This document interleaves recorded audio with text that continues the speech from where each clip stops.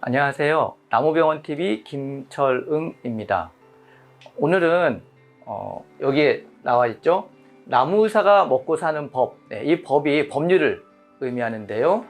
산림보호법 일부 개정안이 지금 발의되어 있습니다. 그래서 그 개정 내용 중에서 업종 간에 다소 논란이 있는 그러한 부분들 한번 살펴보고 앞으로 어떻게 변해갈지에 대해서 한번 살펴보도록 하겠습니다. 네, 산림보호법 일부 개정 법률안은 어기구 의원이 대표 발의했고요. 지난 7월 10일 날 발의가 되었습니다. 내용은 여러 가지가 있는데 직접적으로 바뀌는 내용들을 한번 살펴보면서 알아보도록 하겠습니다. 이 법률이 몇 호가 될지는 모르지만 일부 개정안에서는요, 진단에서 예방하거나 치료하기를 예방 유지하거나 치료한다로 바꾼다라는 내용이 있는데 이게 조금 논란이 되고 있습니다. 이러한 내용들을 비롯해서 논란이 되는 내용을 제가 몇 가지 살펴보았습니다. 자, 이거는 그냥 전체적인 본문 내용이고요. 이제 신고 대조표 이런 걸로 한번 살펴보도록 하겠습니다. 왼쪽에 있는 것이 현재고요. 개정안인데 개정안이 전부 다 문제가 있는 거나 그런 건 아니고 현실에 맞춰 가지고 해나가는 그런 과정이라고 보시면 될 것 같고요. 조금 논란이 될 수 있는 그런 부분에 대해서 빨간색으로 표시를 했습니다. 먼저 제 2조 정의에서 보면은요, 현재는 예방하거나 치료, 예방이나 치료라고 되어 있는 부분을 예방, 여기에다가 수세 유지 관리를 포함한다는 말을 넣어놨습니다. 그리고 치료 역시 수세 회복을 포함한다라고 했습니다. 그러니까 지금까지 치료, 예방 이런 것들은 다 했는데 여기에 수세 회복이라는 또는 유지 관리라는 그러한 단어가 들어갔습니다. 지금 이러한 단어 때문에, 이러한 단어의 변화 때문에 가장 많은 반발을 하고 있는 쪽은 조경업 쪽이죠. 왜냐하면은 예방이나 아니면 수세 회복 중에서 상당히 이제 논란이 있는 부분이 조경 쪽에서는 나무를 식재하고 가장 많이 나타나는 문제가 물주기 같은 경우거든요. 물을 주지 않아서 나무가 쇠약해졌어요. 그러면은 그 쇠약해진 것을 회복시킬 수 있는 방안은 단순히 물주기 정도일 수도 있거든요. 그런데 이런 것들조차도 나무의사, 나무병원을 통해야 되는가, 이러한 부분들도 있고요. 또 조경 쪽에서 소규모로 적게 이제 공사가 이루어지는 경우가 있습니다. 그럴 때 여러 가지 사항으로 일일이 하기 어려운 그런 문제들이 있다는 것을 계속 제기하고 있습니다. 그래서 이 부분은 이 수세 유지 또는 수세 회복이라는 단어를 어떻게 해석하느냐에 따라서 서로 간에 다른 의견을 보일 수가 있고, 이러한 부분이 들어간다면은 나무의사 쪽에서는 아주 좋은 그러한 방안이 되겠죠. 법률이 될 것 같습니다. 근데 이렇게 되었을 때 다른 쪽에서는 다소 반발이 있기 때문에 앞으로 어떻게 협의가 될 수 있을지 그러한 것들이 기대되고요. 그 다음에 만약에 이러한 부분들에서 약간 예외 조항을 두는 거는 어떨까 생각을 합니다. 그러니까 아까 말씀드렸듯이 물주기, 관수라든지 아니면은 소규모 공사 같은 경우에는 여기에 포함하지 않는다. 이제 뒤에 또 예외 조항이 있으니까 그런 데다 넣어주면 어떨까 생각이 되네요. 자, 그 다음에 나무병원을 등록하지 아니하고 수목진료를 할 수 없다라는 이 절대적인 법률에 다소 예외적인 경우가 추가가 되었습니다. 과거에는 지방자치단체에서 직접 하는 경우, 두 번째는 개인 소유, 이 두 가지는 꼭 나무의사, 나무병원을 통하지 않고서도 할 수 있다고 그랬는데 조금 또 논란이 되었던 부분은 이제 4번 같은 경우인데요. 3번도 지금 그렇습니다. 법인 또는 단체 소유의 수목으로서 해당 법인 또는 단체의 대표자가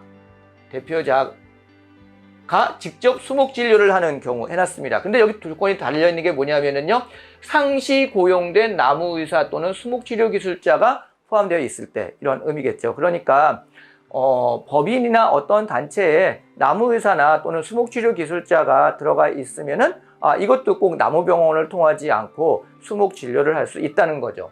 근데 이것도 이제 또 반발하는 쪽이 있습니다. 똑같은 이제 수목 진료 담당자이긴 하지만 나무 의사하고 수목 치료 기술자하고 또 약간의 의견 차이가 나타나고 있거든요. 그래서 나무 의사 쪽에서는 이런 법인이나 이런 소유자가 직접 할 때 나무 의사가 진단을 하고 치료하는 건 가능하지만 수목 치료 기술자가 진단까지 하는 거는 그렇지 않을까 하는 의미에서 일부 반대되는 의견을 주시는 분들이 있습니다. 그래서 이러한 부분들에서 수목진료 담당자 모두가 여기에 포함될지 아니면은 일부 나무 의사만 들어갈지 이런 것들이 또 앞으로 지켜봐야 될 내용 같고요.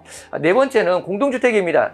사실은 이 그 수목진료가 시작된 게 이 공동주택에 대한 과도한 농약 살포라든지 그런 것들 때문에 시작이 되었는데, 여기에서 보면은요, 공동주택 300세대 미만의 경우에는 관리소장 또는 관리사무소장이나 관리사무소의 직원이 직접 진료를 할 수 있도록 해놓았습니다. 그러니까 이거는 규모의 차이를 둔 거죠. 그래서 사실은 300세대 정도 되면은 한 두 동, 세 동 정도 되는 작은 규모이기 때문에 여기에서 일일이 매번 하기는 좀 어렵다라는 그러한 의견들이 좀 있어서 이렇게 된 것 같습니다. 근데 이제 이러한 예외 조항들이 세대가 이제 300세대가 되면 앞으로 점점 또 반발이 있거나 그러면은 더 늘어날 수도 있고, 하여튼 예외 조항으로서 썩 좋은 경우는 아니지만 어찌됐든 간에 이러한 방안들이 제시되고 있습니다. 그래서 아까 제가 이제 그 나무 진료를 할 때 예외 조항이 하나 더 있었으면 좋겠다라는 것이 아까 그 유지관리 부분이 있잖아요. 유지관리나 이런 부분에서도 식재를 한 사후관리라든지 이럴 때 물주기라든지 아니면 소규모 같은 그러한 식재 장소에 대해서는 나무병원을 통하지 아니할 수 있다. 이런 것들 하나 좀 들어가면은 조경 쪽에서는 조금 반발이 덜하지 않을까 그런 생각이 듭니다. 나머지 내용은 거의 뭐 문구조항이나 이런 것들이 조금 변화하는 내용이고요. 그 다음에 이제 또 하나는 이제 신설되는 사항인데요. 수목진료정보체계 구축이라는 부분이 있습니다. 수목진료정보체계 구축. 네. 말이 되게 거창하죠.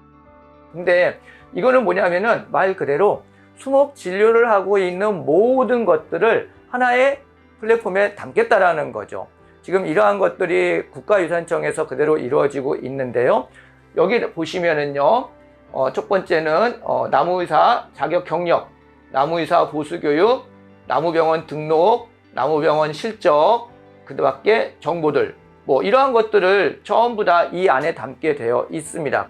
그래서 여기 나무병원 이제 등록을 하도록 되어 있고, 이 나무병원 등록과 실적을 전부 다 이 수목진료체계 정보에 담도록 했는데, 이 수목진료체계를 누가 구축하느냐가 이제 문제겠죠. 사실은 이 구축을 하는 곳에서 이 모든 업무를 같이 할 텐데, 지금 현재로서는 이제 나무의사협회가 되지 않을까 생각되거든요. 나무의사협회에 이러한 것들을 할 수 있는, 지원할 수 있는 법적 근거도 이제 만들어가고 있고, 그렇기 때문에 만약에 이러한 것들이 나무의사협회에서 주도해서 만들어지게 된다면은 나무병원 실적도 나무의사협회 쪽에서 전부 다 관리를 하게 되겠죠. 그러면 어떤 문제가 발생하냐면, 나무병원에서 계신 분들이 실적을 떼기 위해서는요, 발급받기 위해서는 그쪽에 가입을 해야 됩니다. 그러니까는 이 나무병원이 나무의사와 관련된 수목진료체계 이쪽에 가입을 해야 되는데, 이 가입을 하고 또 거기에 모든 실적을 등록을 해야 되거든요. 그리고 필요할 때마다 발급을 받는데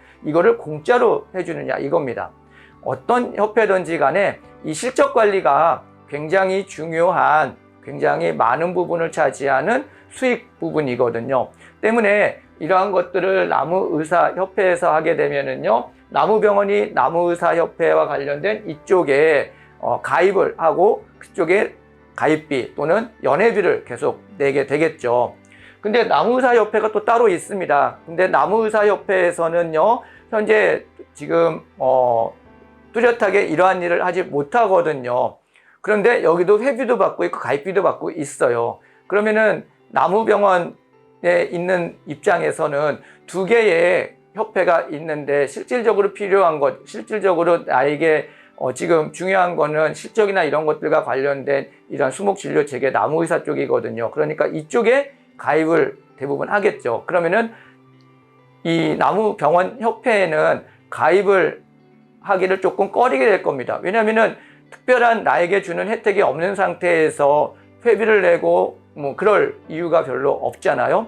단순히 친목을 위한 그러한 거라면은 점점점 여기 이 나무병원협회에 대한 가입 및 활동이 굉장히 좀 저조해지지 않을까. 그래서 이러한 나무병원 실적과 관련된 부분은 이 정보체계가 어디에서 이루어지든지 간에 나무병원협회에서 따로 좀 빼서 할 수 있는 그런 방안이 조금 마련돼야지 될 것 같습니다. 그렇지 않으면은 이게 그냥 그대로 하나의 정보체계 안에 들어가고 이 정보체계를 나무의사협회에서 관리하게 된다면은 나무병원협회는 거의 유명무실한 그러한 단체가 될 수 있는 확률이 있기 때문에 이 부분이 조금 논란이 되고 있는 사항입니다. 물론 어찌됐든 간에 종합적으로 하나의 나무병원에서는 어디에 가입하든지 간에 상관은 없습니다. 그래서 여기에서 하건 저기에서 하건 혜택을 많이 주는 곳에 가입을 하면 되는데 나무병원협회라는 그 협회 쪽에서 따진다면은 이것이 굉장히 불합리한 요소가 될 수 있는 부분이 있다라는 것이죠. 그래서 이 4번과 관련된 부분, 지금 여기에 들어가는 것은 마땅하지만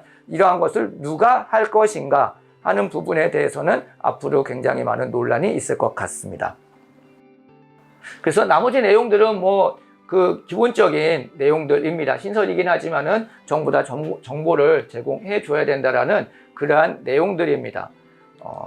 그래서 뭐 벌칙 조항도 마찬가지고요. 벌칙 조항 중에서 하나 신설된 게 나무병원의 명칭이나 이와 유사한 명칭을 사용하는 경우도 역시 벌칙 조항에 하나가 포함이 되었습니다. 그래서 그리고 또 하나 자료를 제출하지 않거나 이러한 자료들 하지 않는 신설인데요. 이러한 경우에도 역시 뭔가 또 이렇게 과태료를 낼 수 있는 그러한 법률이 하나 만들어지고 있습니다. 그래서 500만 원짜리하고 그 다음에 여기 100만 원짜리 과태료 내용, 여긴 벌금이고 여기는 과태료죠. 네, 그래서 그러한 조금 강화된 그러한 법률 여기에 이번에 실려져 있습니다. 그래서 부정하게 하는 경우에도 역시 앞에 나와 있는 과태료 내용에 들어가게 되겠습니다. 그래서 전체적으로 이번에 발의된 내용은 나무 의사들의 영역을 어느 정도 확고하게 하는 그런 과정과 그 다음에 약간 미비했던 그러한 사항들이 굉장히 많이 포함되어 있습니다. 그래서 여기서 보시다시피 대부분 그 산림보호법이라고 되어 있긴 하지만 나무 의사, 뭐 다른 쪽보다는 나무 의사하고 관련된 많은 부분들이 바뀌는 그러한 변경 법률로 되어 있습니다. 그래서 이 법이 제대로 다 된다면은 나무 의사가 먹고 사는 그러한 과정, 법률이기 때문에 굉장히 더 많은 이익이나 일거리가 생길 수가 있겠죠. 네, 그래서 굉장히 좀 중요한 법률이기 때문에 한번 관심을 가져보시고 앞으로 잘 통과될 수 있도록 그렇게 많은 분들이 노력해 주시면 좋겠습니다. 네, 오늘 요번에 새로 개정되기 위해서 발의된 내용, 법률 내용을 토대로 각각에서 약간의 논란이 될 수 있는 부분이 어떤 것이 있는지 각 영역별로 조금 나눠가지고 한번 살펴보았습니다. 어찌됐든 간에 나무의사 또는 수목진료체계라는 것이 어느 정도 정착되어 가는 과정에서 바뀌는 것이기 때문에 좋은 쪽으로 결과가 났으면 좋겠습니다. 네, 오늘 이만 마치도록 하겠습니다. 감사합니다.